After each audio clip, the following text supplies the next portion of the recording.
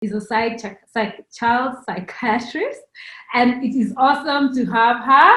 And she will guide us. She'll take us through a presentation, then she'll take all your questions. You know, there are those days when you pay so much attention, your child is driving you crazy because they are having a meltdown. Then you still have your typical children who still need your attention, and you feel like you're being throttled, you're being like, you know, the world is becoming too much for you and you don't know what to do, how to make them understand. And we cannot even read the brain of our kids who cannot express themselves. So we don't know if they're okay, they're not okay. So Keziah is going to just hold our hand today and just guide us and take us through it so that we see how best we can be the best version of parenting for ourselves and for our children. Karibu Keziah. Asante. Good afternoon, everyone. Good afternoon, girl. I hope you're all well. As you've heard, I'm Keziah Mutua, but I want to make a correction. I'm not a psychiatrist. I'm a psychologist. You will even yes. Difference. Okay. Psychiatrist is medical in line in terms of they can give for mental illnesses different medication. But for psychologists, we deal mainly with behavioral problems, but don't give medication. Okay, so it's more in terms of the clinical support, okay?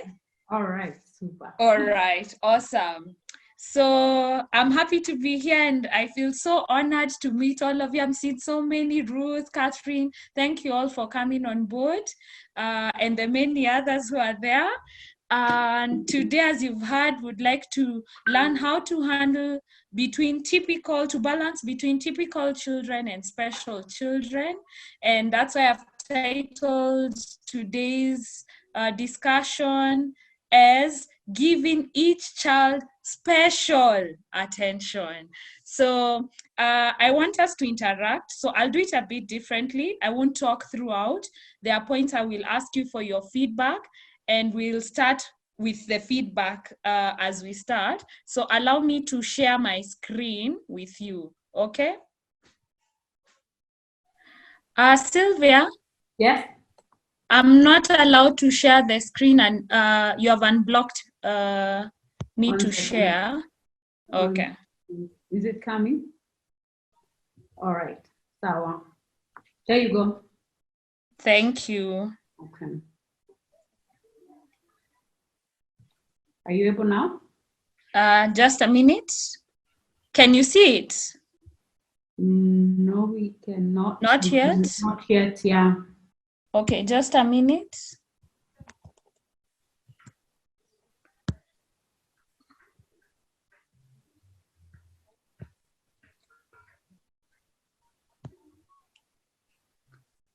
Awesome. There you go.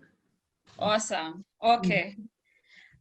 So my first question, those are 3 different types of images, and I would like to hear from you as parents, which of the 3 reminds you of the 3, which is the most dominant when you think about your childhood? Which one do you think best represents your sentiment about your childhood of the 3 images, and why?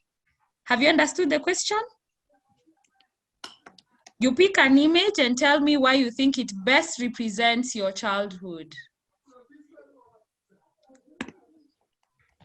Anyone can go.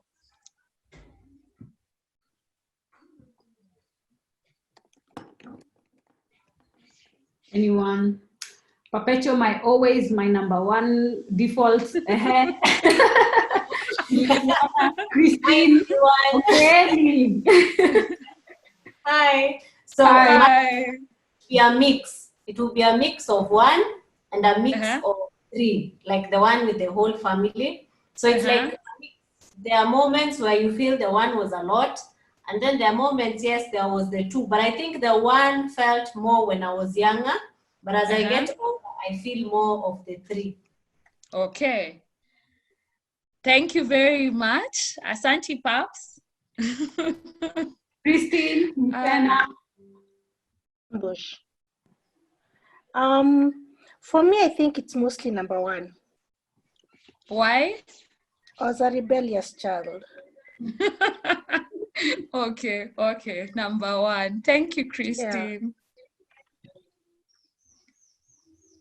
Catherine?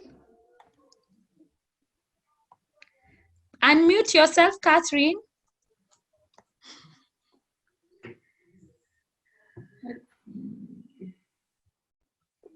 Yes. I think I'm fine now. Mm-hmm. Yeah. I see myself a lot in number 3, although a little bit also in number 1, especially like somebody said, you know, when you go wrong, something has to be done to pull you back in line. But a lot was on number 3. Okay. Thank you very much, Catherine. Ruth, would you like to try?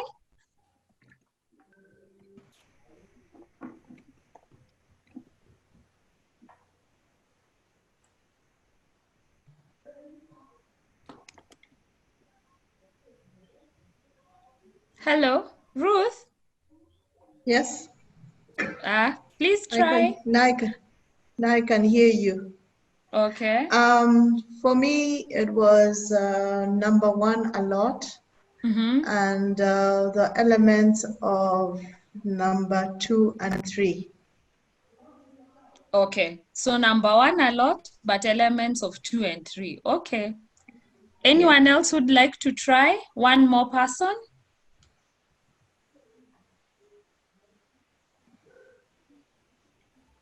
Sylvia. Yeah. You can try. It was to try. Okay, okay, no problem. Mm-hmm. Which image? Rose. Okay. 1 and 3. 1 and 3. Okay. Why would you pick 1 and 3? Okay. 1, whenever I made a mistake, I was warned thoroughly.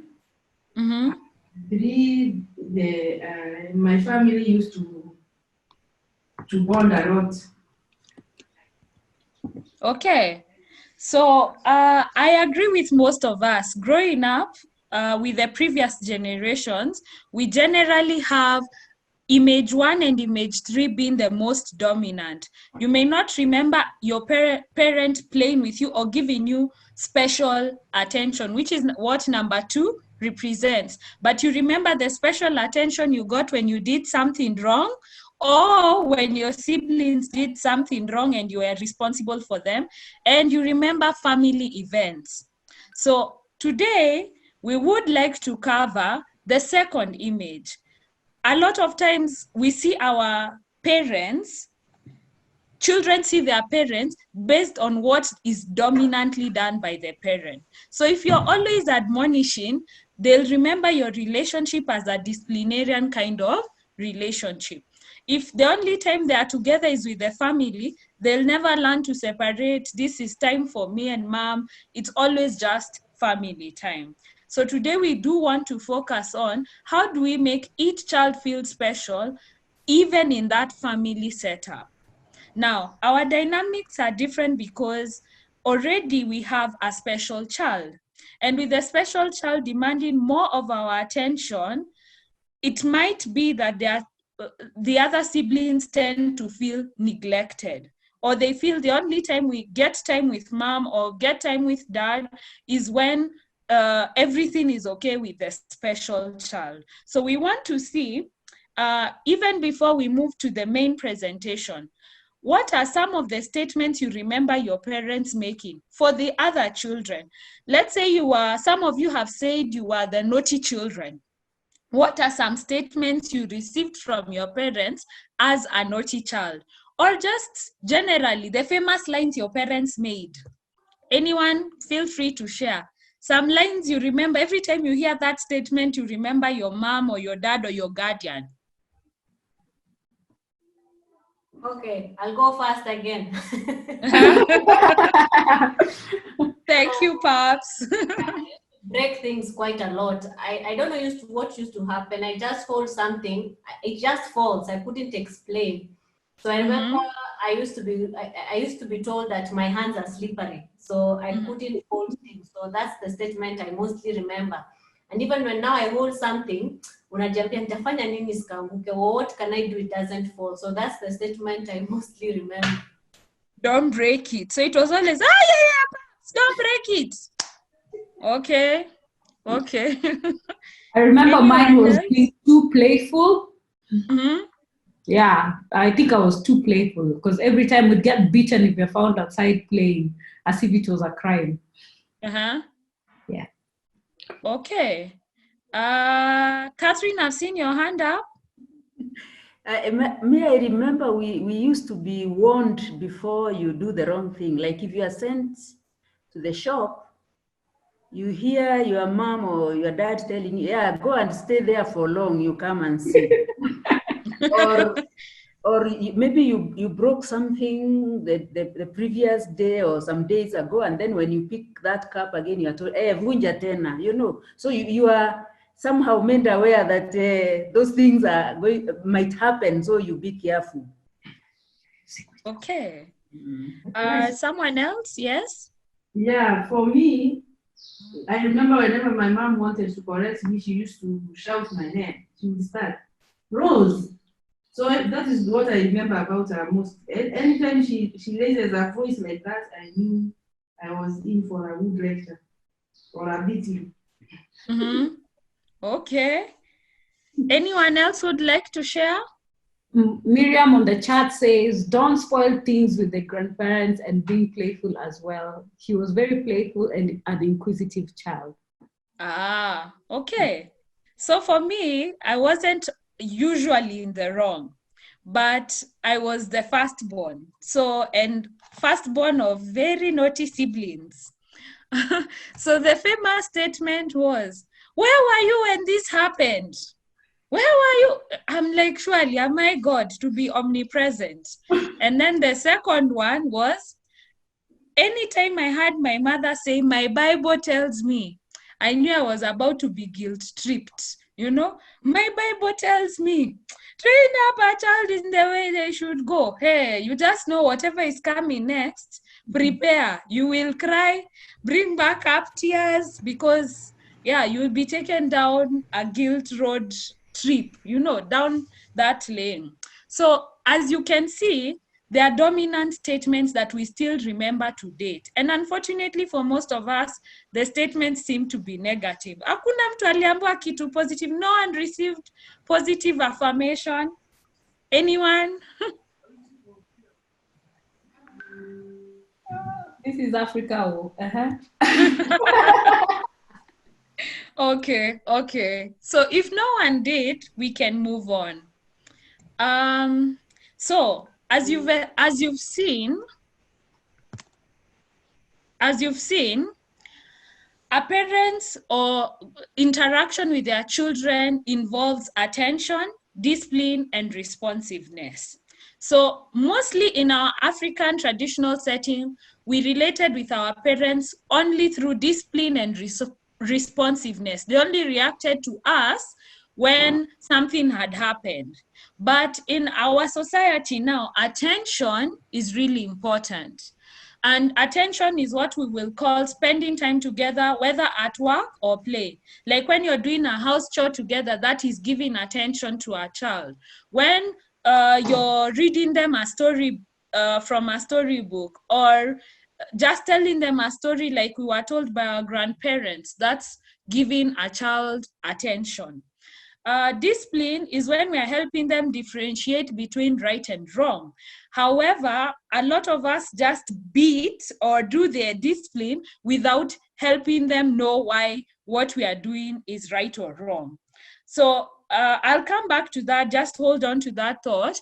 And lastly, we have responsiveness. This is when you react to their needs, and usually it's when it's negative. Say someone is crying, a child is crying, or they're hurt, or they're away, or they're missing, or something like you haven't heard from them for a while, then you go looking out for them. Or they're out exploring and then you're nearby just to see whether they will need your support in any way. So for the child, they learn to perceive their parent in the manner they most predominantly interact with them. So if it's mainly you're attentive, like when you first get your first baby, a lot of women will spend hours on end just looking at the baby, smiling at them. At that point, you're really paying attention. But as the babies grow older, we lose that awe of a child. And so attention drops to the basic minimum. However, for other people, attention is still high. So if it's attention, your child will know you as the attentive parent. The one who wants to know everything, wants to do everything with the child. If it's as a disciplinarian, maybe for you, mostly the time you interact with your typical children is mostly when you're disciplining them. They'll only remember you as the disciplinarian. Or if it's responsive, they know mom and dad is very busy with us when I do something wrong or when something is not okay. So they'll remember you as the responsive parent. So of the three, however, we need to learn to balance between the three of them. So when we look at attention, I'll cover each one separately. We often parent as we're parented. And because most of us were not given attention, you'll find unconsciously, we don't know how to give attention. So other times, we know what didn't happen with our parents, so we are deliberate to do what they did not do.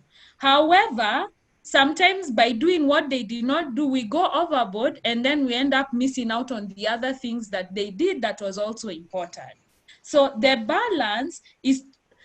key to balance is to encourage communication and understanding by showing that although you can't always give equal attention to every child, yes, you have a special child, yes, you have a typical child. You may not always give equal attention because there is one who is already predestined, or by virtue of what is happening, you tend to gravitate towards them, and that's the special child. But you can indicate that does not show who you love more. Just because one child is getting more attention doesn't mean you don't love the other children. So when you're thinking about attention, look at it in two ways. There's the love language of the child, and then there's the developmental stage of the child. Those two are important. As a child, as I'd indicated earlier, when a child is younger, we tend to have a lot of our attention on the child. So newborns and toddlers, because they are more dependent, you find you give them more attention. But at this stage, a child, say now I'm comparing a special child and a typical child. So let's say you already have a special child and you've just gotten a newborn who is a typical child. And as they go into toddlers, they are not understanding why mom is always with this other child, because they don't like to share at that stage. So they'll most likely begin to throw tantrums or to not want to share because they're not understanding why is mom always with somebody else. I also want attention. And it doesn't mean there's anything wrong with that particular scenario. We just need to communicate to the child that they may not always get equal attention, but they will get time for themselves. So you can help this situation by giving some time for the special child, and then exclusive time for play with the toddler. Don't ignore them. Don't leave them out. It's easier said than done, and I understand it's a tricky balance, but there's times where you're just, even though something is happening, leave the other child with the caretaker or another caretaker or the other parent or the other guardian, and just spend time with your toddler. When you move on to early childhood, at least some of them start going to school. So it becomes easier to balance. Even if you have a child at home, the special child at home, then the others don't feel like they are totally neglected. They have people they are playing with at school, but it still means when they come home, it's okay to check their homework. Just the same way if the special child, and I understand there are different types of special children. So one might be more severe than another, but also still balance the time you have between the early child, like the child who has that's preschool, and class 1 to 3 or level 1 to 3 or grade 1 to 3. So still have time to play with your child, your typical child, even as you're taking care of your special child. Then the third is middle childhood. Here, maybe the role, how you can give attention is your advice or input in matters. So when they come seeking your advice, don't push them away. That's their way of getting attention at that point. So they ask you, Mom, I think I like this boy. And that's the point where you're able to give them the special attention that they require. And then there's adolescence. At this point, they may not really come to you for advice, and they will go to their peers, and they may not even seem like they need you at all, but they secretly need you. They still want you to fuss over them. They still want you to, but not as much as they were, as you did when they were younger. Now, when we come to the love language, we have touch. There are 5 love languages. And there are kids who, if you don't touch them often, and you need to do all 5, but there are those that matter more to a child than others. So for instance, I'm a touch person. So if I don't get a pat, a hug when you're talking to me, I often feel like I haven't been loved on. You might tell me you love me, but for me, the words don't do much for me. But if you touch me, I do feel the love. And then quality time. And this can include dates that are not just like in the second image I showed, dates that are specific for you and this particular child. So today is my date time with child number 1. And tomorrow is my date, next week is my date time with child number 2. It can also include family dates, like what you saw in image number 3. Quality time can be both ways, and it can include even doing house chores together, like cooking together, or reading the newspaper, or watching something together. That's quality time. Then acts of service is when you do things like attending their school events, you care for them when they are sick, you go out of your way to make something happen, like a great birthday party. Now, those are what we call acts of service. And then finally is the gifts. And gifts are, for children who like gifts, it's the thought that goes behind the gifts that matters more. So you could find you're giving gifts, but it doesn't touch their core if you're not, if they are not thoughtful gifts, if you just pick them up and they are not specific to them. So you need to speak all 5, but there's the one that your child, or they're the ones that your child will gravitate more towards. So you might find for child A, quality time and touch is their love language. So in giving them special attention, then you give them a hug and spend time with them. But you might find with child B, acts of service is more important. You coming for my swimming gala is more important than maybe the gift you will get me if I become number 1. So you come for my event, and that's how I know I'm special to you. That's how you show me special attention. You could find child number C likes to hear words. So in the morning, they just want to come and hear from their guardian or from their parent Mommy, tell me you love me, I'm going away. Or they'll tell you expecting that you will reciprocate. So with each child, showing special attention might mean different things for each one of them. And to communicate that, I know most of us think showing love is doing everything equally. So if you're getting a gift, itakuwa nguo ya number 1, 2, 3 the same, but it may not speak special to a child.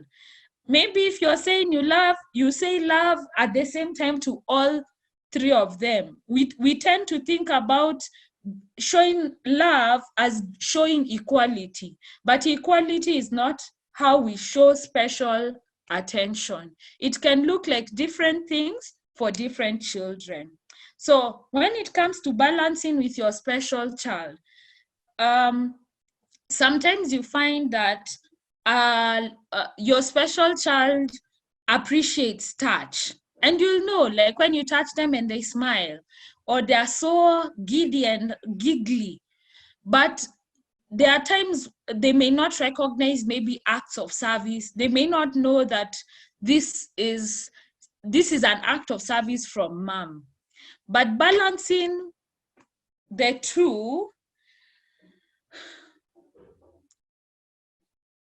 means that you can have exclusive time with your special child and also have exclusive time with your typical children. You can involve part of making it special to help your other children understand, your typical children understand why you have to spend more time with your special child. You can involve them in caring for the special child so that they better understand the situation, so that it doesn't become all the work that's done is done by a particular parent towards the special child. Have one child do help in feeding if they so wish.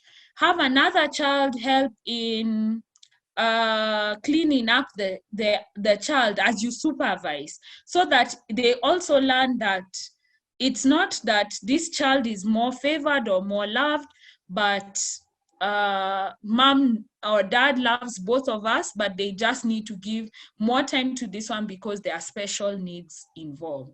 So I'd like to pose a question right there and ask, has any of us experienced a child feeling, a typical child feeling like mom loves the special child more?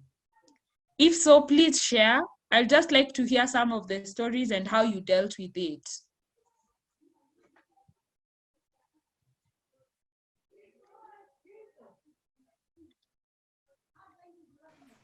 Hello? Anyone who'd like to share? Yeah, I'd like to share. Yes, Ruth? For me, my middle child tends to feel that the special child and the last born are favored more. So what I've been doing over the years was I would take them out on different dates. So it was quite interesting to see on part of your notes, and I was quite happy and excited about that. So I would have a special day when I take the eldest one, who is the one who's special, and then the second born, who is more sensitive than the other two, and I would try as much as possible to understand his interests, so that once in a while I surprise him with things that are related to his interest areas. So like if it's football, you get him something football related. Yeah, he's more of a tech person. So he's into building robotics, programming. So one of the things I've done with him recently is that I've given him a challenge to come up with a website for my school. Well done. Yes, I'm so jazzed. Thank you for sharing, Ruth. Question. Yeah, he's 14, so he's a minor. Okay. But it's that great motivation, so they feel included and part of the conversation. Keziah, question. What if when you're the parent who feels like that because the child has not verbally said it, but then I think most of us feel that sometimes, that guilt feeling that you have, like, oh my God, I'm always paying attention to this one. And because this one, the typical kid is, maybe for me, it's my firstborn. So I feel you're independent. I gave you your time when you were younger. Then at some point, like, we've not given them time. So I think for me, it's more of a feeling, but he hasn't come out to say that. Say that. Okay. Yeah. So the fact that you're feeling it means that you do need to take a step. If as a parent you feel it, over time the child will feel it too.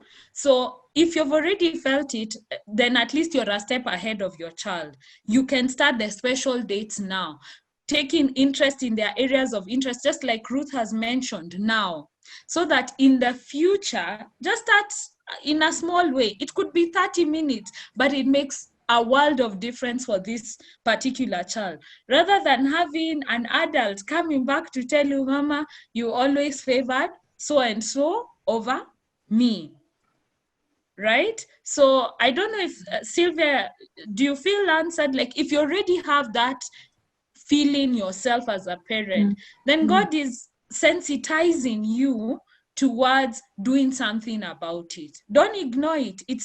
I call it a mother's instinct, a parent's instinct. Don't ignore what it's telling you. They may not have verbalized it because as children, we sometimes are not able, we know feelings by it's good or bad, but you can't explain, how do you feel? Good. How do you feel? Bad. You rarely hear a child say, I'm angry about this. You can see it, but they may not be able to express it verbally. So if already God has sensitized in your spirit that this is happening, then do something about it. Start with a small, start in small ways and then grow it more so that they also feel special from this time onwards.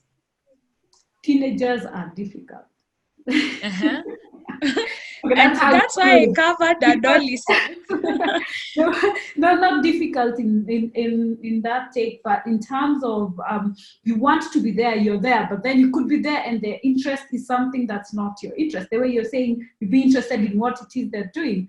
But then for my example, he's so into the tech stuff. I am in my own different kind of tech. He tries to be an artist like I am, but then he's so into this thing called Minecraft that I can't bring myself to understand why he's so into it, and maybe I should take time to try and learn because he has asked to teach me, but I'm like, why should I? There is like, you feel like you have so much more to do that might not add value. But then now you opt for another activity, like he wants us to watch a movie together, we'll sit and watch a movie.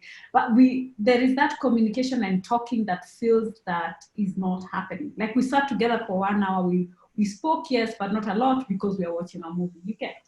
Because ours used to be going out. We'd go out together, we'd go out on the date. But of course, now in this COVID situation, things are a bit different. Maybe that's where that guilt feeling comes from. Because you also have limited ways of engaging now in line with what it is that they like to do. Okay. Now, let me take you back to when he was younger. What would you do when he brought you a bean necklace? A craft thing. What would you do?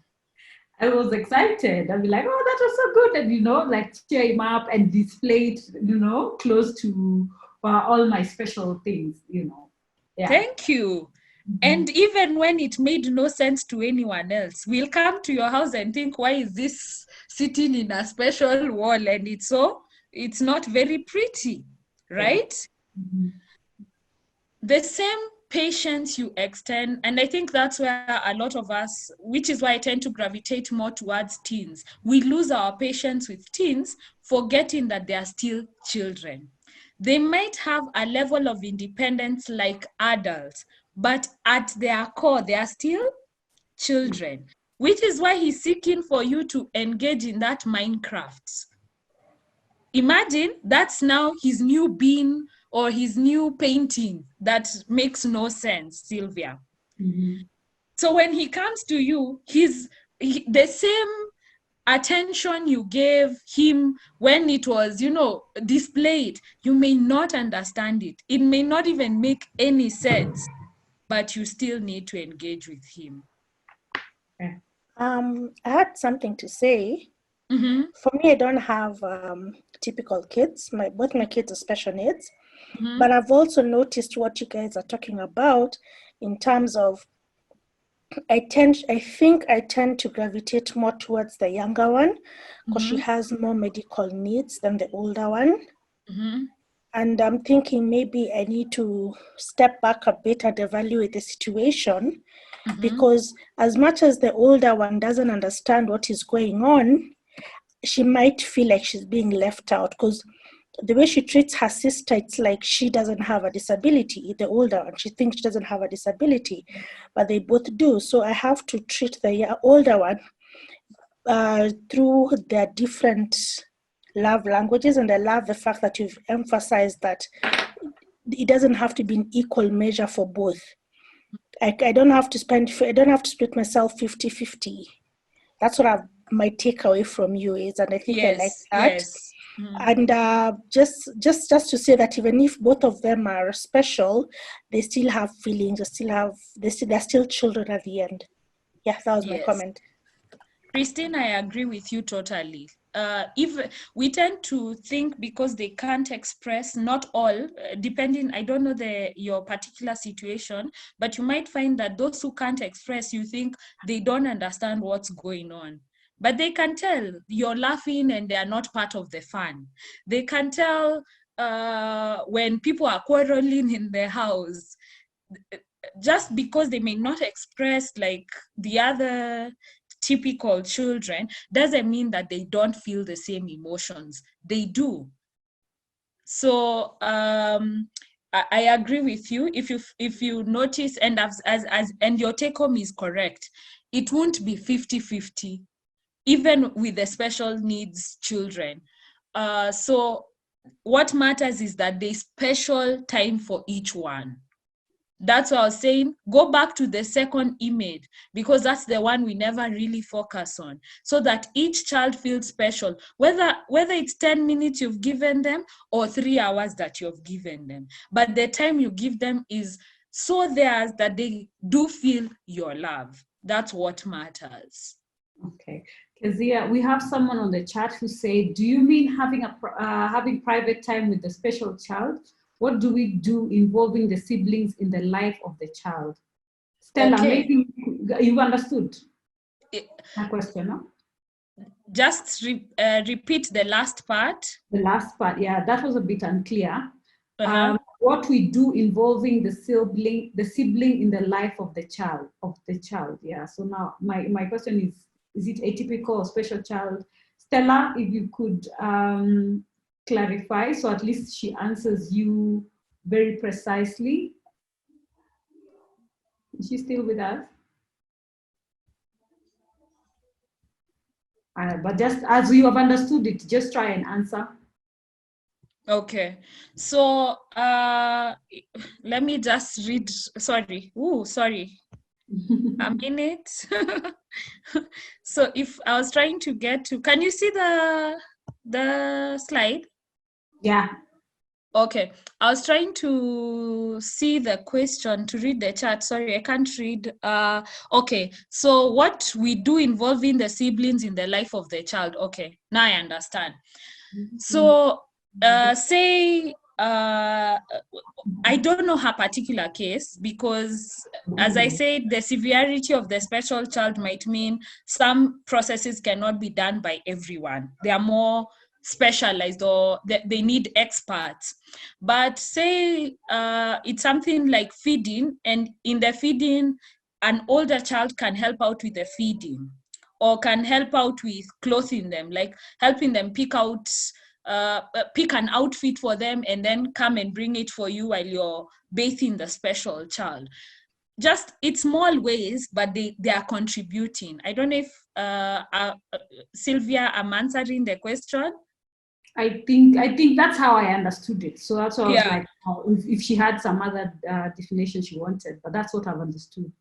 Yes. So it can be something as simple as picking out the outfit that the special needs child will wear, which is something you're the one who usually does.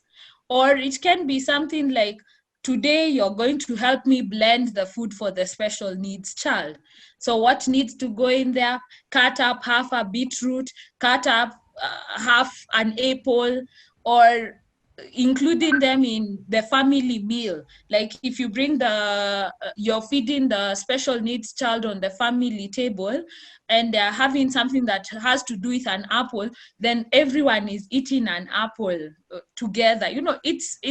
It's making them feel, because again, you might find you have a special diet for your special needs child that the other children don't get to enjoy because the items are expensive. But even if it's sharing one apple for one day for all of them, it wouldn't hurt. I hope I'm answering. Yeah. If Stella, if it's not clear, you can still let us know so that we can dive, like you can clarify and we can dive into it. But yeah, thank you. Okay. Mm-hmm. So, yes? Yes, Stella? To say something about the time. Uh-huh. What I meant is like I may not even have that special time with the child. Uh-huh. Like the siblings, everyone is involved in their life, in his life, and because he hardly hears, he can't hear. Uh-huh. So every day there's assignment who will be with him the whole day or part of the day. Maybe when he's moving outside, pushing and playing in his own world, or they play together. The older one, the older brother will take him and they sit with the laptop as he plays and games. Then he just sits, and I don't know whether he enjoys, but he seems to calm down and just stay there for long. Uh-huh. So when it is bathing, his brother would go and bathe with him, maybe help him even to dress up, will just get involved. So such like everyone is involved. Okay. Anyway, that's a good thing, Stella. However, take caution that they don't learn to see their special sibling as a house, like, I have to do this, because resentment can also grow from that. Like, Sasa, I could be out having fun with my friend, but now I have to take care of my brother or my sister. Do you understand what I'm trying to communicate? Yes. As you're involving them, don't make it into like at their to-do lists, because it's very easy then for them to begin resenting. Let it be voluntary. Like, if I want to help, then you can support me in this way, or we all help out, but don't force it. But it's a good thing if they're already involved. That's a really good thing, Stella. Okay. Yeah. When you say I get time with him, what do you really mean? I mean, giving me attention. Okay. Oh, okay. So Stella, with your special, I think you're asking special time with your special child. That's what you're asking, is if I get you correctly. Yes. Okay. So again, I said I don't know where everyone's the level of severity of the special need, but I will say, when you take your child out to the sun and just spend time giving them stories, or like, because you've said they can't hear, but you can play music that vibrates, like take out a woofer, what do you call it, this bass, and have it play in like next to him so that he can feel the vibrations, and they'll know, like, this is special time with mom. It's not when I'm being taken care of. This is different. It's not the usual. Am I communicating, Stella? You are. Yeah, like something out of your schedule that will now become the special time with your special child. Not the usual, I don't want to call it mutaratara, the usual, after this we do this, after this we do this. So when you're having special time with your child, it may just mean today, yes, you will take your medicines, but for this 30 minutes, I'm taking you out and we're going to do something together. It may not be doing, but you will be present together. That's why I'm giving you different ideas, because I don't know how specifically the different children are. I believe there's a diversity of special needs. So if you'd like more activities, I don't mind sharing after, knowing when I know the specific cases. But when I'm just speaking on a general basis, I can't know which example will help which person. Okay? Can I kindly ask a question? Uh-huh. My son is a teenager. Yes. And he loves cooking. Mm-hmm. Anytime I would give him responsibility of cooking, because I've been training him on how to cook, he does it very well. Mm-hmm. He also knows how to take care of himself. But I only have one challenge in terms of if he wants to, I don't know what he likes or what he doesn't like.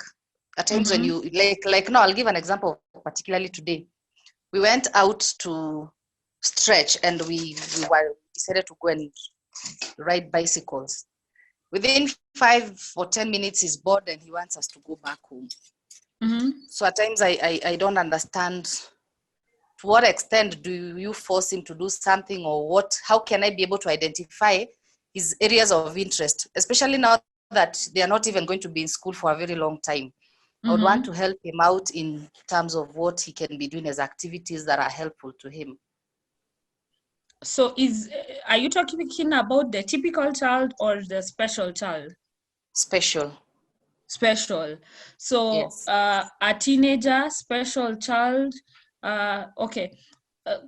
Let me say this, Ruth. I don't mind helping out each particular person, but I need to ask you particular questions so that I know what activities he can and can't do, so that I'm not giving you so many and you only need specific ones. Can I take it up with you after? Ruth? Yes, I'll appreciate that. Okay, sawa. So that, because I need to ask you a few more questions to be able to answer appropriately, okay? Sawa, we can chat after this. Yeah. So I'll move on. So the first thing I told you is attention. Now we are going to do discipline. And I'll talk about discipline again with a typical child and with a special child. So I'll start with the typical child. So there is green, yellow, and orange and red. Green is where it's a minor misdemeanor. Like today you caught your child taking sugar. And you've already set the ground rules, so they know that it's wrong. So when it's a green, a minor misdemeanor that is not harmful to the child or harmful to anyone else, that's what we mean by minor. There's no harm that can, the most is, okay, maybe, or as long as they're not at harm or anyone else is not to be at harm, then that's a minor misdemeanor. So you keep note to see whether the child will self-correct. Why? If you start admonishing a child from level green, then that means that a lot of the times they never get their personal sense of right or wrong. They just do because mommy said, because daddy said. You need to see whether over time they'll come and say, Mom, I'm sorry for eating the sugar. So if it's a minor misdemeanor, one that will not harm them or harm anyone else, then just wait to see whether they will self-correct. Now, yellow is when they repeat that minor misdemeanor. So You caught them the first time, they didn't do anything, they didn't say anything, they didn't self-correct. Now you've caught them a second or third time. You need to acknowledge the mistake and help the child understand why it is wrong. Kemani, mbona unakula skari? Sijakula. Unanidanganya na nimekupata ukikula. Then explain. Do you know why I'm telling you not to eat the sugar? One, when you take sugar, what usually happens? So you help them think through that particular situation and understand why it's wrong for themselves. Before you take up the sleeper, like most of us, ni mwiko sleeper, you know, you just knew you had done something wrong when you saw those tools of being punished. Sometimes you didn't even know what you had done wrong, but you'll be punished for it anyway. So for a repeated misdemeanor, that's when you begin to discipline. But the first cause of discipline is explaining and helping them understand why something is wrong. So you say, this is wrong. And it is wrong because A, B, C, D. Then orange is when now it's moved from 3 times. Now you've caught them repeatedly doing the same thing. Now it's becoming a bad habit. Maybe the first time you admonish them for coming home with a pencil that's not theirs. Now they've come home with someone's pair of shoes. Here you need to firmly rebuke behavior. So different people will firmly rebuke behavior differently. There are those who will give the child a timeout. There are those who will ground the child. There are those who will beat the child. It's different for different people, and that's fine. As long as that's what you agreed on as a family. When you do something wrong, how do we discipline? And then you review the rules. You remind them, what did we agree on? Then you help with the conflict resolution. Sometimes it's the bad habit might involve other people. So you have to help resolve the conflict that has arisen because of that bad behavior or that bad habit. And then you affirm that you love the child. Ndio nimekupiga, lakini nimekupiga kwa nini? Kwa sababu hii na hii ni mbaya. Napiga nitoe hiyo behavior, sikupigi kwa sababu sikupendi. So you keep reinforcing. I'm not beating you because I don't love you. I am disciplining you because I love you. So that they learn to see discipline not as a form of being hated by the parent, but rather a form of, sorry, I was reading the comment, sorry, rather a form of love to be disciplined. Then finally, there's a recurrent bad habit. That's the red zone. Here, you have done your family rebuke behavior. Sadly, like the case we saw of a parent on TV, I don't know if the rest saw it, of a child who had been stealing, and now he was caught stealing someone's phone, and mob justice happened and he's lost his life. And the mom was saying, I did everything. I tried telling the child, but because of his drug use, I was unable to do anything about it. Sometimes, despite our best efforts, umepiga mtoto, umempea time out, you're not able to curb the bad habit. This is the point you impose more dire consequences, some appropriate to the wrong done. So let's say it's stealing. That is punishable by law. Hapo ndo unasikianga wazazi, a parent says, hey, now this is a police matter. But you can also seek help from therapists like me or other people who work with, who help resolve bad habits, so that they do behavioral therapy with your child. You could also you first take the consequences appropriate to the wrong done. If you realize, despite the consequences I've given and everything, the child still continues with that bad habit, then seek help. It's fine to seek help, rather than wait till something unfortunate like what happened to that child happened to your child.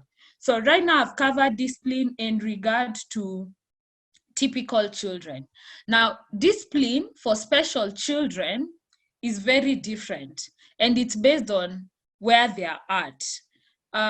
But before that, sorry, I saw a question before I forget. Someone had asked, how do you keep the green from becoming yellow. So today, how can you still communicate that something was wrong without waiting for it to become a repeated misdemeanor? So if you notice the child is not self-correcting, several days have passed by, you can ask, but now in a playful way, like, I saw this and this happen. Or you can ask, have you ever eaten sugar? Or, you know, whatever the misdemeanor is. And you see whether they will own up to their mistake or not. That's already a form of discipline. So if they own up to the mistake, so then you can review the rules together and ask, so why did we say we can't do this and that? And help them and understand why it's wrong before it even becomes a repeated misdemeanor. I hope I've answered the person who was asking. So if they don't self-correct, you can have a discussion with them to help self-correct. But don't sound serious from the word go. Oh, yes, paps. If you're always serious, the child learns to label you as a disciplinarian. And something I'll say is that don't let one parent or guardian play that role all the time. So if today you're the one who disciplined the child, tomorrow allow your spouse or somebody else to do the disciplining so that it's balanced. There's time you have special time with them, and there's time that you're disciplining. But if there's always the one who disciplines, they learn to know mom is the disciplinarian, dad is the fun guy. So they learn to play both parents based on what they have seen. They know dad is the lenient one. So first of all, you have to agree on the rules as parents or guardians, agree on how you will discipline together. Then when you come as a united front, there is no loophole. The children don't learn to manipulate you as parents when it comes to discipline.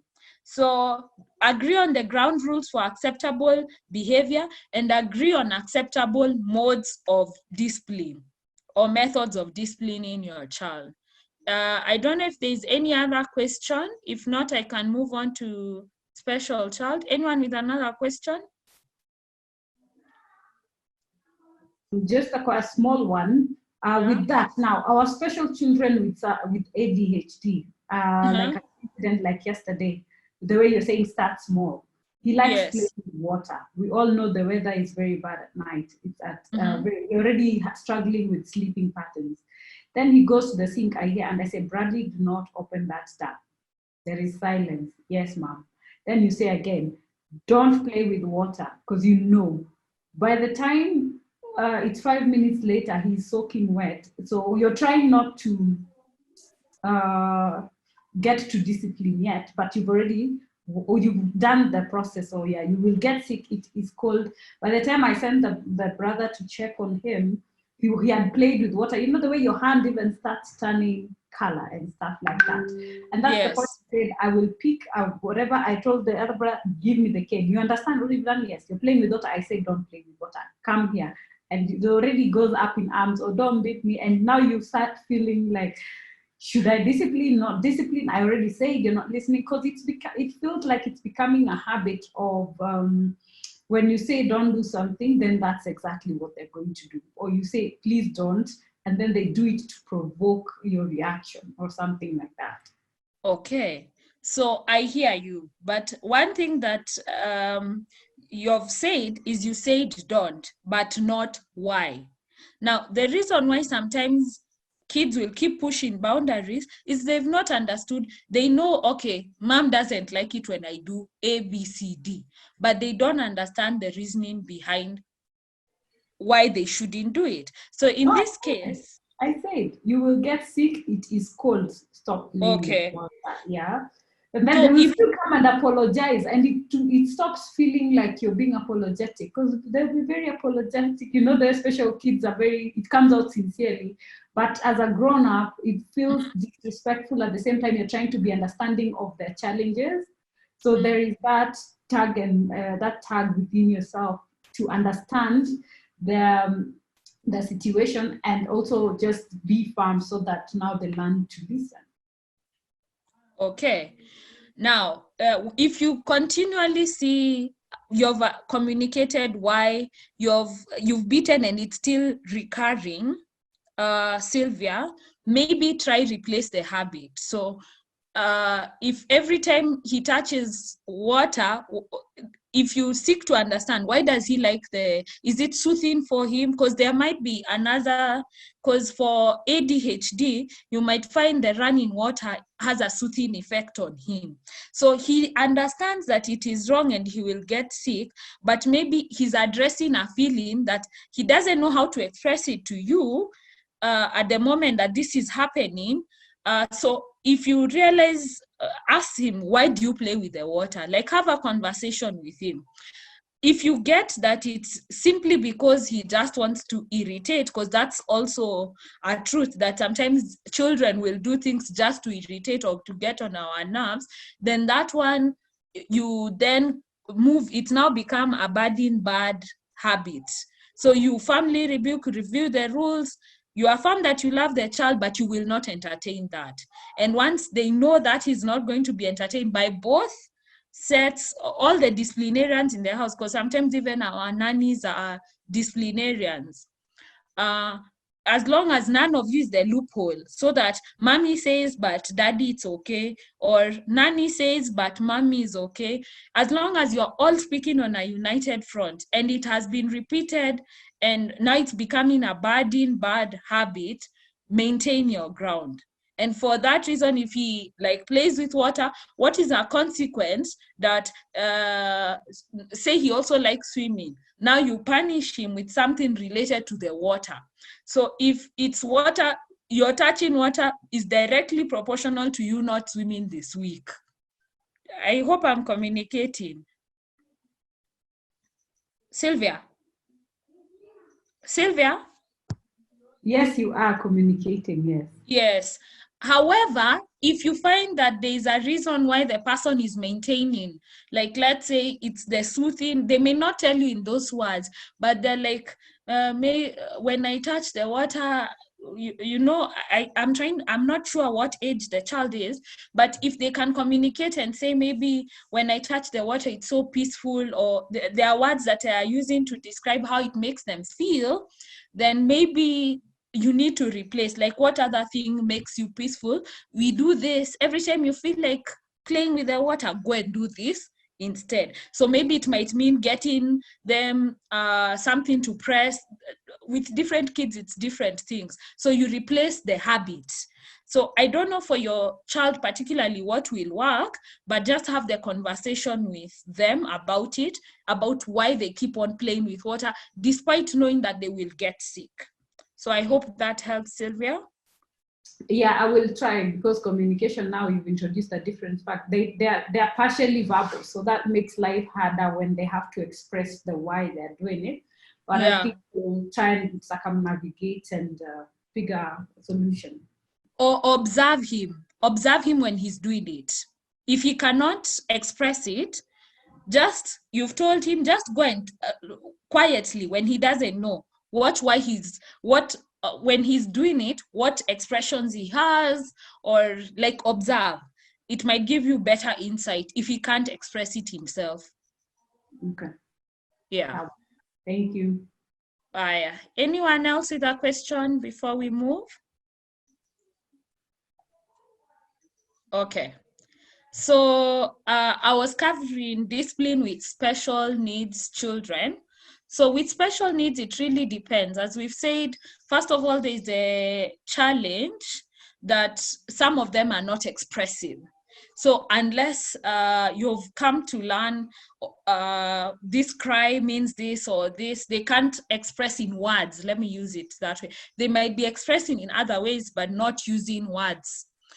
So if they're not able to express in words, but they can hear you and you can communicate, it's okay to tell them this and this is wrong. Like, let's say I've seen a habit that special needs parents sometimes struggle with, is when you have a child who likes to undress, or something that you have visitors and then they come in without pants, or you get what I mean, even when they have been told to do so. It's not all, but I'm saying, I'm giving an example.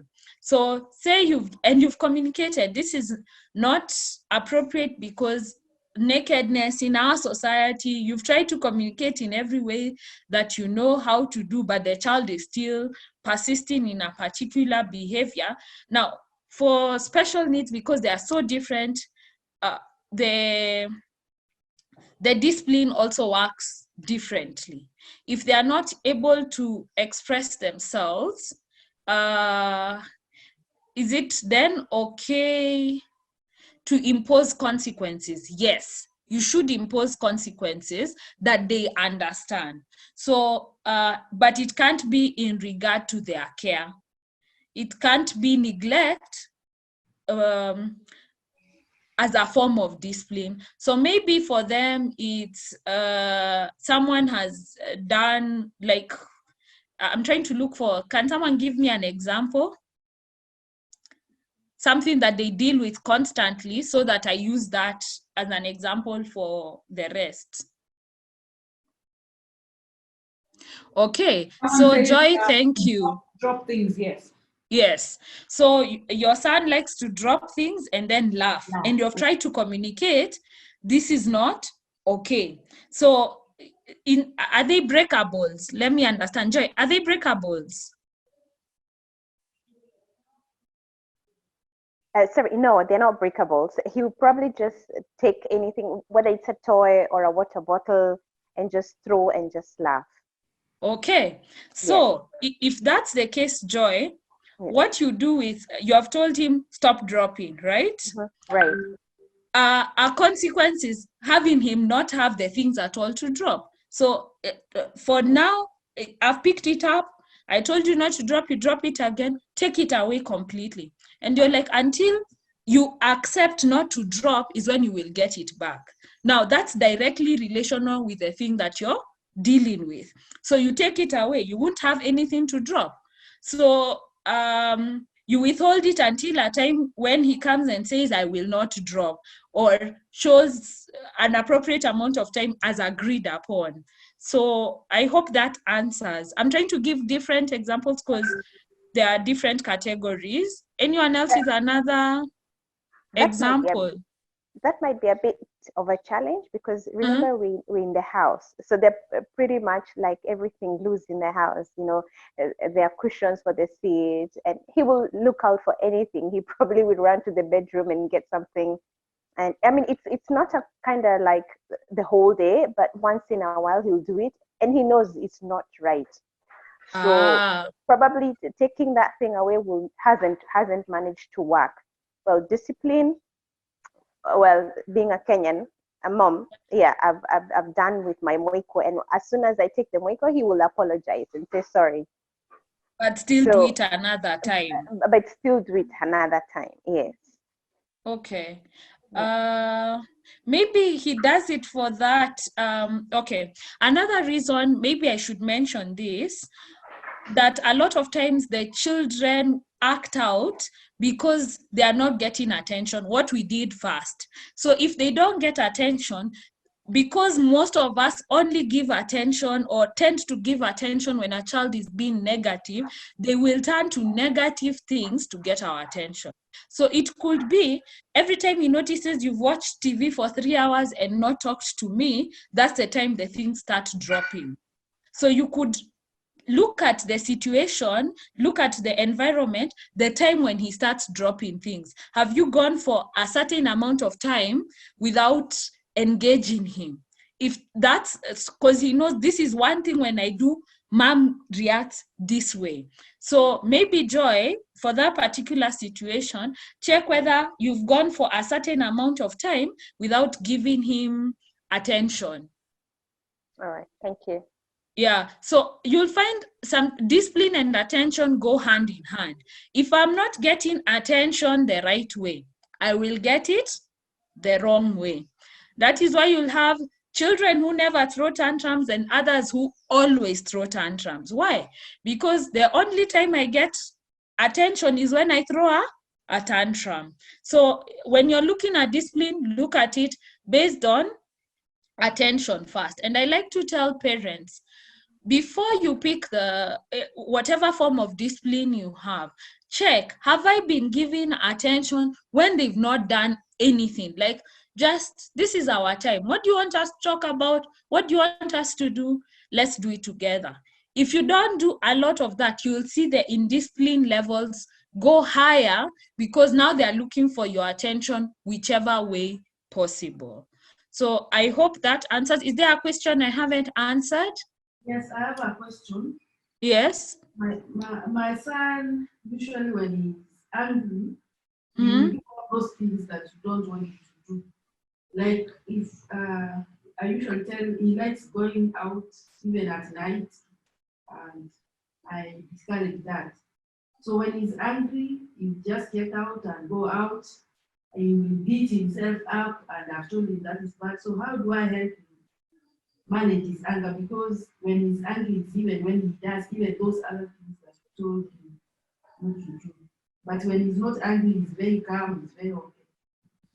Okay, so Sylvia, what I'm hearing with that particular case is, it could be there are other underlying factors that I'm not aware of, but it sounds to me that he doesn't know what to do with his anger. He wants to speak it out with you, but his way of speaking it out is by getting your attention in something else. So maybe how you need to help him is, in managing his anger, is every time you're angry, I will only listen to you when you're speaking to me and not doing the things. Or is it the special one or the typical one? Sorry, I'm not sure which one I'm answering. Yes, he's a special. He's special. So, and you said he has limited speech, right? Okay, so at least you've identified that it's the emotion that he's unable to express properly is anger.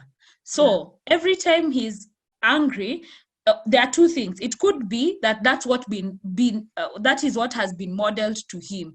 When others are angry, they do the same things, like they do what annoys you. So you'll be surprised what kids pick.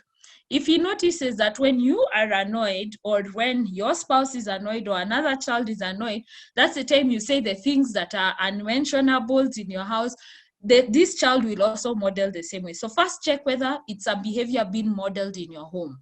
Second, the other alternative could be he's unable to express anger, so he wants to bring out what he feels, so he's projecting it by doing the things that annoy. So he wants you to feel the same way, so that you can be able to empathize with him. So he knows mom gets annoyed when I do this, so let me get her angry, so that in that way we are sharing in the emotion. He might be projecting because he cannot express it. So if that's the case, you can start a particular habit. Like, if this is how you feel, we will cool down fast. I will not talk to you when you're doing this. I will not give you attention when you're doing this. Like, ignore the bad behavior. Like, I will not engage. But when he has cooled down is when you go and give him attention, so that you divorce the need for attention when he's very angry. But again, it also depends on, check your environment first, because they tend to mimic whatever is being in the family setup. Then you could also have like a sort of reward system. But with the reward system, we don't want to communicate that a child is bad or a child is good. It's good to make sure that the reward system, sometimes you just give them stars for being, because you're my child and I love you, get a star. Like, don't base, because the reward system works both positively and negatively. Positively in that they will do everything to get the stars or to get whatever it is, the reward. But when it comes to the punishment, they don't look too kindly on it. Or they learn to associate that I am more loved when I'm getting more rewards, and I'm more hated when I'm getting more punishment. So for the reward system, like in your case, Sylvia, I would discourage against the reward system in this particular case, because anger should be expressed. Even God shows that he's angry. And a lot of times we tend to react like it's wrong to be angry. It's okay to be angry, but it's what you do when you're angry that's the issue. So the reward might come if you calm down and come and sit quietly, this is what you will get. But if you throw a tantrum or do the things that we don't like, no one gives you attention. Like maybe that would be the reward system that works, but not rewarding. You're happy, it's good. You're sad, we don't like that. Because sometimes that's how parents take the reward system to be. You threw a tantrum, so bad kid, instead of bad behavior. So I don't know. It's a tricky balance, but yes, you can use a reward system. Hi, Lily here. Uh-huh. I have a question. Okay, now given that I have 3 children, Yes. the last born is the last born is the one with Down syndrome. So I try and balance the same way I discipline the others. It's the same way I discipline him. Now my problem is sometimes he will take things slower. So when I'm trying to communicate my discipline, so this is wrong, we might end up doing chapa more on him than on the older ones because they'll get it faster. So I have learned to slow down on him, but because of that, the older ones end up thinking you're favoring his other one. So it again goes from where we started, balancing and the relationship. You don't want them to feel like this one is favored and end up what do you say, not disliking but feeling, this one is the favored child. So for me it's such I don't know, a tricky balance, and I keep questioning my parenting skills. I'm like, okay, so am I doing it right, or am I also leading him? Because the society will treat him like, I want him to be integrated in the society like every other child, but then again, if I don't do it right from the foundation, I don't know, I get confused. I don't know how you can advise on that. Lily, let me first start by saying you are a good parent. Don't doubt that. Yes. And with discipline, just like with attention, it cannot be equal. Let me give you an example. I told you I was the responsible child, being a firstborn. I'm not sure that I was responsible because I was a firstborn. Anyway, that doesn't matter. But I had a brother who did a lot of things that annoyed everyone else. And funny thing is, I'm the one who'd get bashed for it. But one thing I appreciate is our parents never disciplined us the same way. I'll give you an example. I'm the type who, when I make a mistake, I'll clean even the gate. Like, by the time you get to the gate, Keziah has made a mistake. The gate is clean, the house is clean. So I punish myself before my parent comes. So I was never beaten, not even once, by a parent of mine. However, my brother, you will even catch him in doing the wrong thing and he will deny, and you've caught him. He would never accept. So for him, he would be caned. Now, 2 different approaches, 2 different children. Now, when growing up, my brother always said, you favor Keziah. And I always felt they favor my brother because I was always also punished or admonished for his mistakes. Not just mine, his as well. But they never punished me for my mistakes. And my mom when I asked my mother, why did you do this particular thing later? They say you understand your parents more when you become a parent or when you grow older. And she told me you had such a guilt conscience that if I punished you any further, I would then have sent a message I was not trying to send. I would encourage the guilt conscience to build up, which is not a way to live life. So she'd never address, like, she'd just be like, okay, what did you do wrong? Because she already knew. And she's like, you're forgiven, which is why my brother always felt I was never punished. But with my brother, she would say, I gave you a chance to speak up when there was something wrong, but it didn't happen. Now, in your particular case, you've taken discipline in that it must be equal. And just like I said with attention, discipline cannot be equal. This child reacts because of our temperaments. As children, we will not react the same way to different situations. There's someone who, if you beat the same way you beat the firstborn, it may not work out the same way. So with this thirdborn, Lily, if you honestly feel going too hard the same way you went hard, like this, there are children you can push to a certain extent and there are others that you can't push. It's okay. What you should watch out for is if you're in your heart, you're doing it because truthfully you're favoring. But if you know you're not favoring and you're doing it because you've realized, if I push him to that level, it may not work out to my best, then it's okay, Lily, not to treat them the same. Just explain.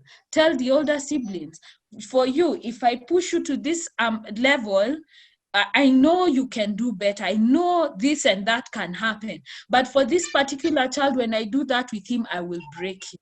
And discipline is not supposed to break. So if you explain, because the others you've said are typical, right, Lily? Yes. Yeah, they can understand. Tell them, if I push him beyond this point, this and this will happen. Okay, I like that explaining. Yeah, I think I should do that more so that they understand better. So I explain why I'm not applying the same level as for, yeah. Thank you for that. Thank you. Keziah, there was a question from Grace. I don't know if part of it has been answered, but I feel like half of it is not yet. So she said, thank you, the session is very informative. I have a 4-year-old who has ASD, that's autism, and my worry is how to discipline him because he still doesn't understand the reward system.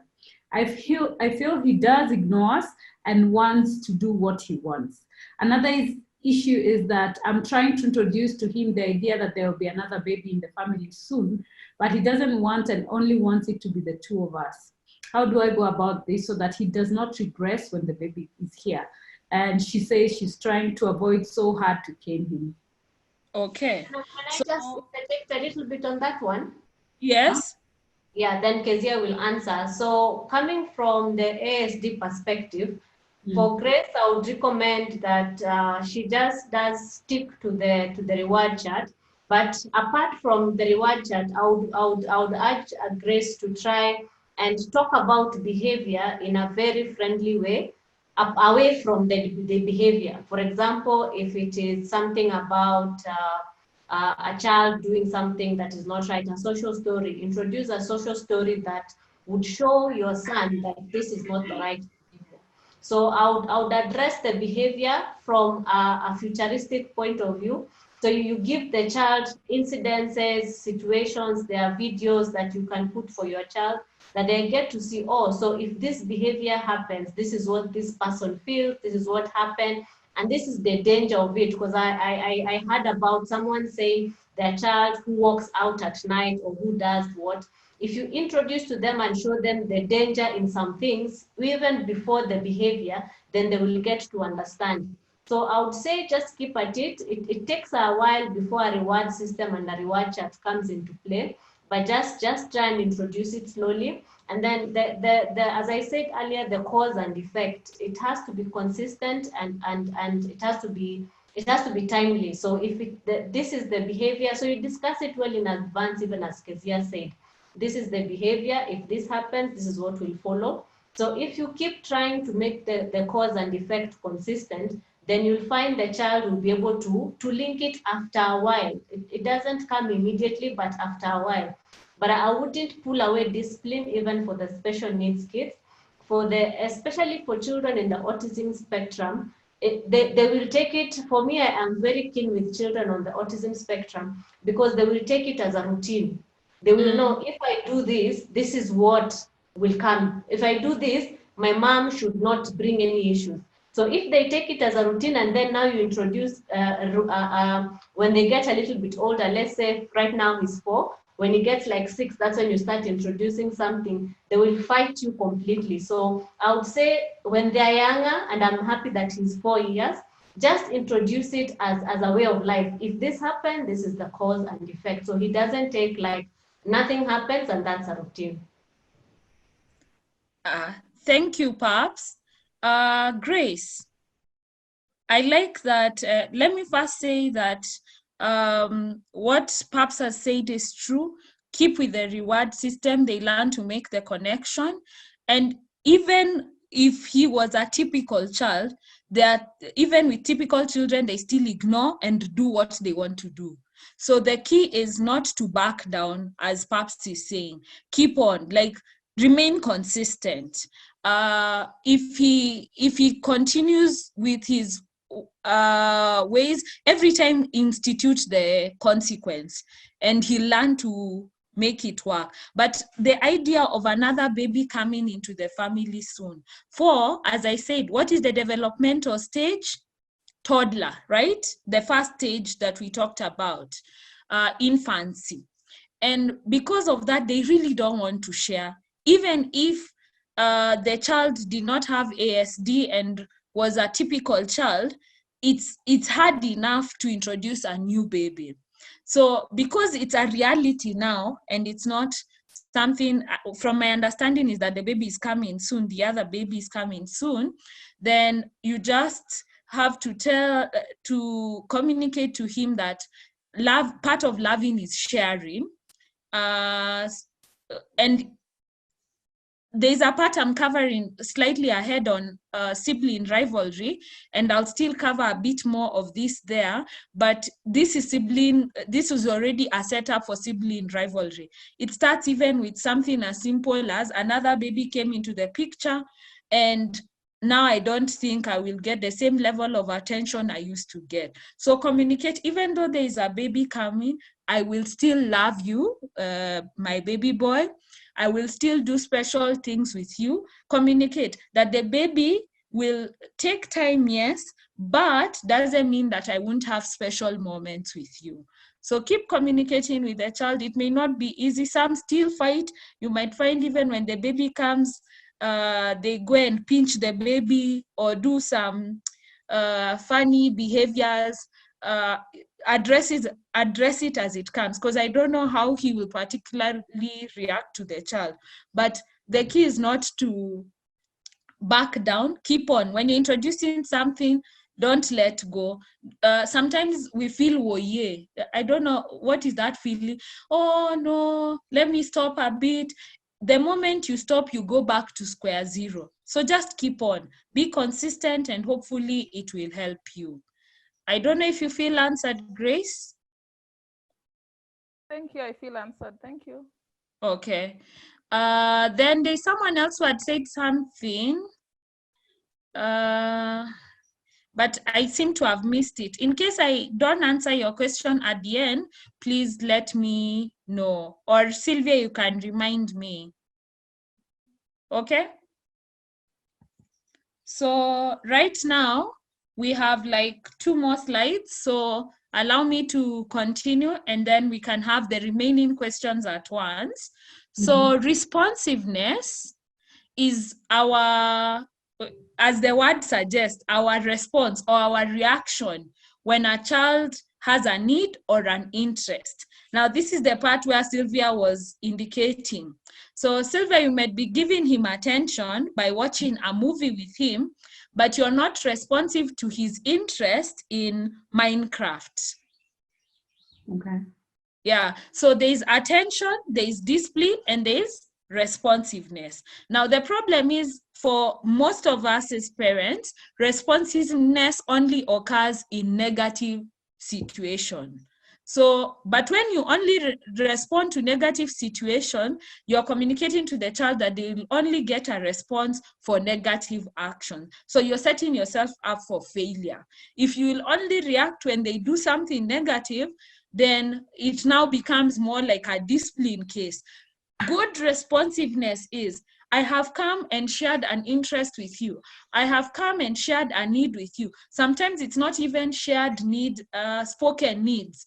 They could be unspoken needs, and that's why you need to be proactive to respond to a child's needs and interests. Maybe you've just noticed they really cry about the screen. And as much as you've insisted that screen time is limited, why is it that they are crying for the screen? Maybe the thing is there's something that fascinates them. Maybe it's the colors. Then you can find something that doesn't involve a screen that then they can use, like maybe make your home more colorful to enable them disassociate from the screen. So responsiveness takes different forms, and a big factor that affects our responsiveness is often our schedules. We're so busy, and the other one that's unfortunate is our screens. We're on Facebook, we're on social media or any other form that we don't even notice that our child is crying, not just for attention, but for us to respond in a particular way in a particular situation. So respond to a child who has just won an award just as much as the one who has little chance to win an award. Sometimes it could be like in a race. I'm trying to give a different example of a response. You've gone for the school sports day and your child is participating in a race. Responsiveness is, there is that child who will participate and for sure there is no hope of them winning, at least for that particular race. They start the race and you can see there is no hope for them winning. That child needs to hear well done when you get at the end, but not for winning, because they know when you're also lying. When you tell them well done, you're the best, and they can see they are not the best. But here you're telling them well done, that you tried. What matters is that you finished the race you started. Now that's responsiveness. Responsiveness is also your child has won and you give them a high five because you have done well. Good. You set out to win this race and you have won the race. So it takes different forms based on what the need is at the time. There's a need for the listening ear. There's a need for a pat on the back. There's a need for a high five. But whatever the need is at the time, you're responding to it. And let's try not to respond just to negative situations. So the last one is what I was telling Ruth we are covering on sibling rivalry. And sibling rivalry, for sure, as long as there is more than one child involved, there will be some form of sibling rivalry. It can be passive, it can be active. Active might be the form of bickering, beating each other, but passive might be where they resent each other but never say a thing. On the surface, they look okay. Now, the fact that it's normal to have sibling rivalry does not mean then that we don't do anything about it. You can have healthy sibling rivalry. So the goal is not to eliminate sibling rivalry. There's a place for it. It helps them compete to be better. There's a competitiveness, a cooperation that comes from being rivals. But the thing is to ensure that it stays healthy. So in ensuring that sibling rivalry remains healthy, talk about what makes each kid special. Again, the children are not equal. You will not attend to them equally. You will not discipline them equally. You will not respond to them equally. But each of them is special. How do you communicate that you're being good in academics is special and you're being good at painting is special? So you all talk about it. What makes so-and-so special, and allow the other children to speak up on behalf of each other. So when we're talking about child A, child B, child C, as well as the parents talk about what is special about that child. When you talk about child B, the others participate, you get my flow. Then encourage empathy and cooperation among siblings. So there are things, when in regard to sibling rivalry between typical siblings and then between typical and special siblings. So for special siblings, for typical siblings, you encourage them to show empathy to their special sibling. There are things they may never be able to do the same way that they are able to do them. So show empathy and then encourage cooperation. Like in this part, this is the weakness of this sibling. How can you ensure you cover their weakness and your strength prevails in that area? And for you, there's also an area where you're not strong. How do your siblings then cover that area for you? Then you give the children privileges as well as responsibilities. It doesn't matter whether special or typical. I know a lot of times we feel like with the special children, they'll have privileges, but we won't give them responsibilities. Especially unless it's a case where it's so severe that they are not functional at all, I would say give them responsibilities as well, but appropriate to what they are able to do. So if their motor skills are challenged, but they are able to do something else, like maybe help their siblings to, I'm trying to find one that works. Maybe they are great at music, then give them the responsibility of ensuring family worship happens every day. That's still a responsibility. It doesn't have to be a house chore for it to be a responsibility. And as well with the privileges. What are the privileges that come with you being, for instance, the firstborn? What are the responsibilities that come with you being a firstborn? What are the privileges that come with you being a special child? And what are the responsibilities that come with you being a special child? Then give each child their own space and time to do their own thing.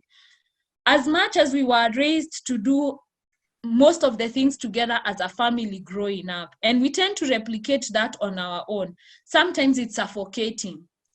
I tend to be the odd one out in my family. You could call me like the black sheep. They all like similar things, but I'm the odd one out. Now, if you're always stifling this child who's the odd one out to do everything that you like to do, it becomes, they begin to resent the things that you like, because for them, it's been forced. So as long as there's time you spend together, it's okay to give some of them time to just do their own things. It's not a crime. Then set ground rules and consequences together with your children. That's a bit like what we are talking about, the reward system, but different reward systems work differently depending on the type of special needs your child has. Then request siblings to help with the special sibling. I think I touched this when I was talking to, was it Stella? But don't force it. Let them have a choice whether to participate or not. But one thing that we should try the best not to do is not compare our kids with each other or with other kids. Don't say, so-and-so's firstborn is so responsible, why are you not responsible? Or you can see your brother can do this and that, why are you being so hard? Or, those statements. And that's why I started with asking, what are the statements we remember from our parents? They stay with you, even as an adult, and they become the operative voice when someone is low that they hear. It's those statements that come back in judgment when you're at your lowest. So I pray that the statements that your children will hear will not be comparison statements, neither will they be negative. You can discipline. I'm not saying you can't discipline, but I'm saying it can't be that the operative narrative is negative all the time. And then lastly, don't force siblings to be friends, but insist that they treat each other with respect. You might try your best, encourage them to be friends and all, but if they really don't want to be friends, just accept and allow them to just treat each other with respect. So now we get to the question and answer section. Any other questions? Just to interject there a bit, I know today we've gone past our usual 1.5 hours. For those who are in participation, kindly drop your what do you mean, your contacts if you'd like for us to be notifying you for the next webinars and all that, and introduce yourself on the chat. And as we move to the Q&A session, so we have another 15 minutes max. So we can keep them short and sweet for now, if that's okay. Because I also wanted us to do a poll and then get to what we hope to do next week. So yeah, back to you, Keziah. Okay. So for Ruth, I've seen your number, but in case anyone feels not answered and we're not able to finish, my number is there. You can call me. Feel free to call and we'll have a chat on the same. I don't know if I was asking if there's anyone with a question. Is there a question I missed, Sylvia? Not that I can see. Okay. Not that I can see, but yeah, I believe the fact that we went like slide plus Q&A also helped a lot. I don't know if you answered for the one who had a question about a teenage daughter. I don't know. Okay. The one about, okay, where is it? Let's see. Just read it for us. She was saying that, hi, my daughter with special needs and functional is now a tweenie. She has become very moody of late, and I have noted any time she does something wrong, I tell her off or impose consequences, she gets upset. She pouts, she storms out of the room and goes to her room to sit alone and will always report me to her dad. Thank you. That's a very good one. Just from that scenario alone, tell me who is the lenient parent and who is the disciplinarian parent. Lenient dad is disciplinarian mom. Yes, so they are not a united front when it comes to discipline, and the child will play you. The moment they realize there's a loophole somewhere, let me tell you, no one teaches us what is wrong, but we learn. I don't know, I even say I think kids have a special way to know what is wrong and how to manipulate. Yani, we are natural manipulators. The way we were made, I don't want to say by God, but there is something about children. They will know who is the weak link. So in this case, I'll advise the lady first. Sit and agree with your husband that no matter what, and have your husband do the disciplining part of the time. It annoys you, go to your husband, tell him, yeah, you deal with her today, so that both of you are dealing with it from a united front, and both of you don't appear that one is the disciplinarian and one is the, you know, dad loves me, he doesn't do, mom is always nagging, mom is, you know, you'll start hearing those statements as well. So with being moody, that's very normal for a teen, but just because someone is being moody does not mean they should not be disciplined. However, cut her some slack. If you start from when it is a misdemeanor, think about the level. Is it green, yellow? If every time she does something wrong, you remind her, she will resent you. But if you allow her to self-correct, you will be surprised. Sometimes she comes and says, Mom, I'm sorry, I did this and that at this point. So give it time. Like some of the time speak up, some of the time, but with teens, negotiate. Why I'm saying negotiate is because you also want them to learn to have a sense of independence, and you don't want them to look at your rules like, the moment I step out of this house, then I will live my life the complete opposite of what mom said. You're not looking to alienate them from your rules. So negotiate with them. Now, why are you getting upset over this matter? Did we agree together on this, that this is wrong? Yes. Why is it wrong? You tell me why it's wrong. And why did we agree on this consequence? So you negotiate with them so that when they leave your house, they don't then go and become the complete opposites of the people that they were supposed to be in your house. So yeah, I hope that answers it.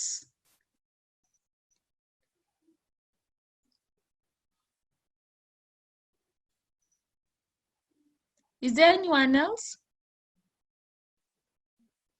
Sorry, can I ask, because I'm not able to take down all the numbers, the guys send in their numbers, please text me and just say Stella, and text me your, like something to show me this, say Stella Andy speaks or Stella special discipline, something like that, or Catherine, so that I'm able to get all your numbers.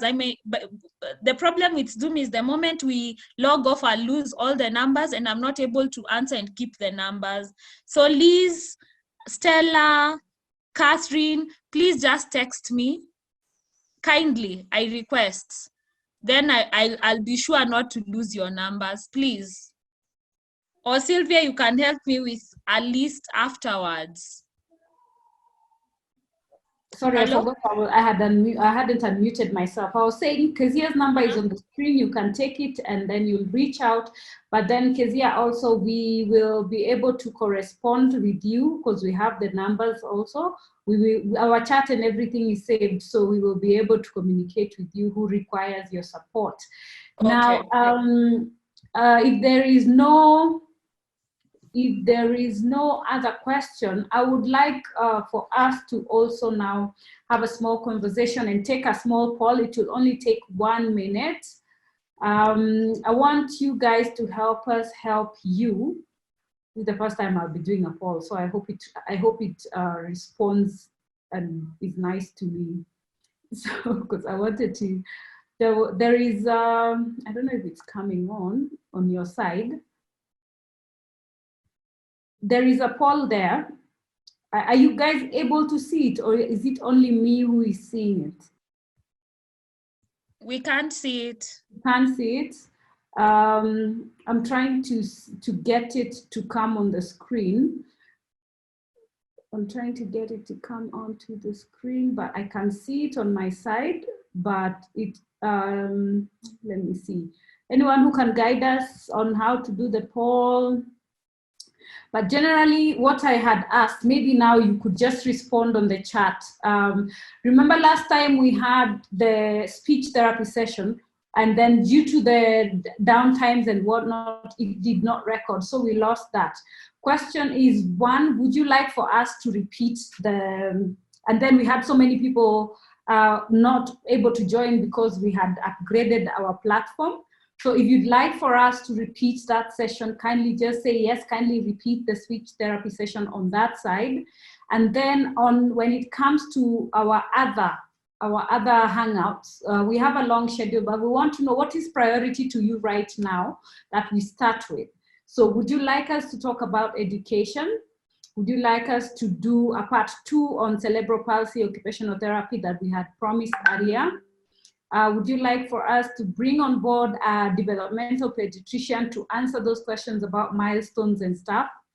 And then we have mental health, both for you as a caregiver and also for our teens, for those who are raising special needs in their teen, and you know how they get affected by that.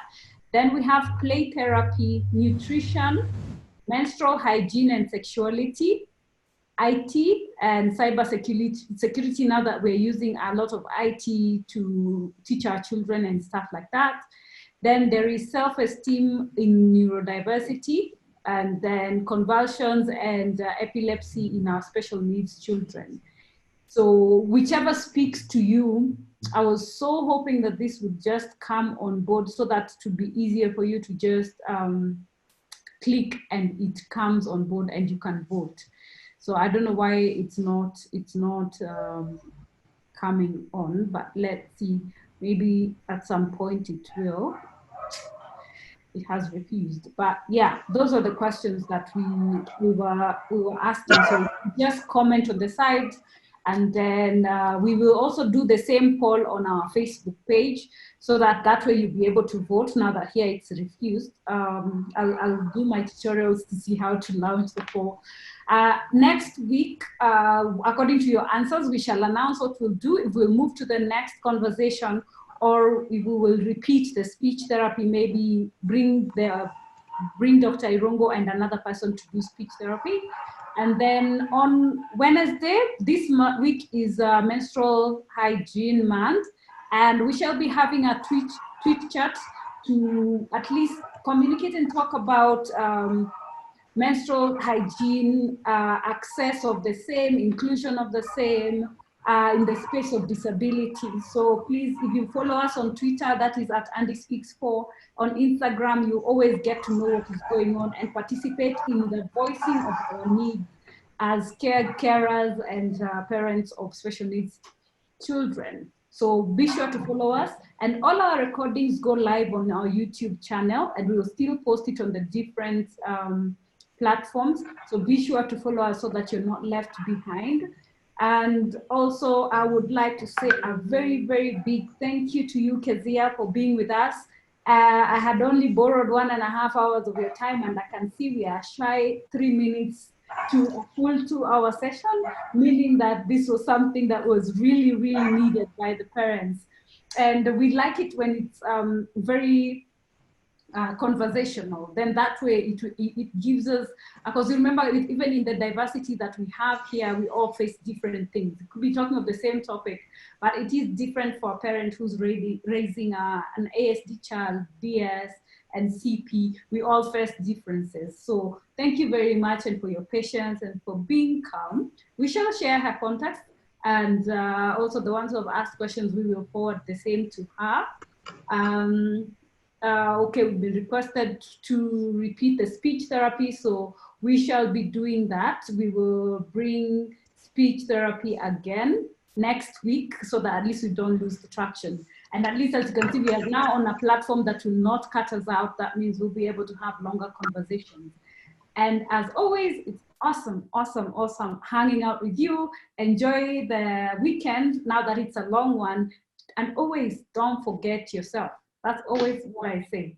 As a caregiver, remember, you matter, our children matter, but you also matter. And you'll not be able to do all these things you're being guided with if you're not okay yourself, all right? So don't forget yourself in all this. And we appreciate for taking time and for being awesome and superheroes, because our children wouldn't be anywhere without you as a parent, and for not giving up, because if you give up, that means the child will also have no one to look up to, no one to support them and to walk with them through this journey. So karibuni sana, and don't forget to follow us, and we see you next week. Have a fabulous one, and we love you here from Andy Speaks, and we always have your back. Never forget that. If there's any special issue in your space, do let us know, and we see how we can continue championing for inclusion of our special needs children. Have a fabulous weekend. Thank you, Sylvia, for having me. I'm so honored. And I just want to say, every parent here, the fact that you're taking time even to sit through these sessions shows that every parent here is a good parent. Let's just start there. So good job, guys. Keep it up. I'm really proud of all of you, and thank you for engaging. Okay, I will share my screen. I'll share my screen with the questions, the poll of what you'd like, for those who didn't get to hear or what, so that we give you time to also continue with the vote. Yeah, so that at least that way it will be good for all of us. Let me just put it up so that at least that way you have access. So that was the poll. So just answer for us on the side. Question 1 was, do we repeat the speech therapy? 1.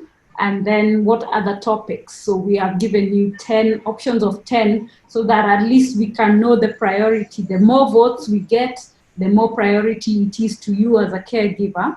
So we have education, cerebral palsy occupational therapy, developmental pediatrician, mental health, play therapy, nutrition, menstrual hygiene and sexuality, IT and cybersecurity, self-esteem and neurodiversity, especially for those raising teens. And then we have convulsions and epilepsy explained. So those are the lined up sessions. So just cast your vote via SMS on what you would like to see. Thank you once again, Keziah. And for all the ones who always support us, Lily, Perpetual, Christine, thank you very much. And don't forget to follow us and subscribe. And we love you very, very much from Andy Speaks. Fabulous weekend. And thank you for your support also for being here.